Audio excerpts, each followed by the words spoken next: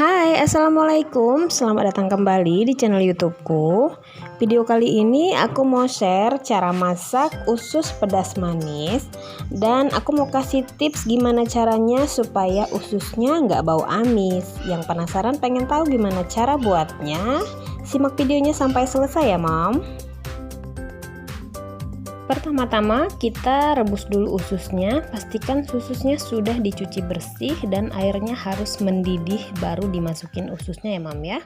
Kemudian kita masukin daun salam, daun jeruk, lalu jahe yang sudah digeprek, kemudian garam, lalu kita masak sampai ususnya matang.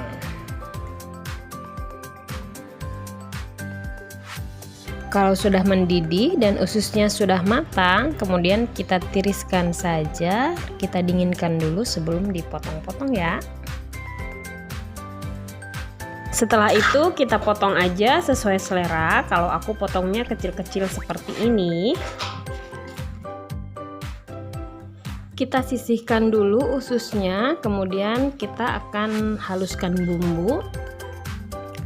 Bumbunya aku pakai cabai keriting, kalau mau pedas boleh ditambah cabai rawit, kemudian bawang merah, bawang putih, kunyit, jahe.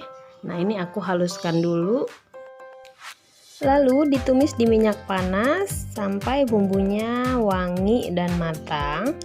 Langsung dimasukin aja serai, lengkuas yang sudah digeprek, dan daun salam juga ya.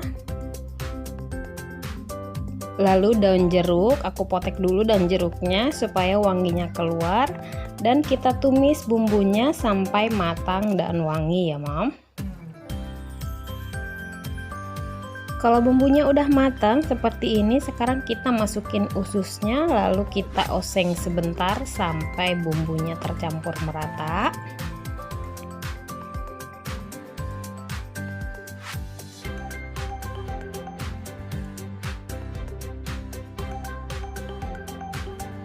Kemudian aku tambahkan sedikit air sekitar 150 ml. Kemudian aku bumbui dengan garam, gula, dan penyedap rasa. Lalu sedikit kecap manis, aku tambahkan kecap manisnya sekitar 3 sendok makan saja ya Mam. Kemudian kita aduk-aduk dan kita tunggu sampai airnya agak sedikit menyusut.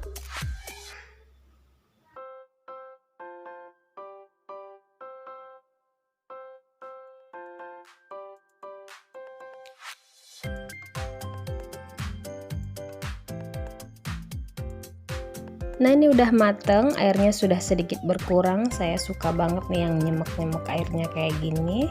Kita angkat saja, kita sajikan di piring, dimakan dengan nasi hangat dan lalapan mentimun. Wah ini enak banget loh Mam ya. Makan enak, bergizi, dan hemat tentunya.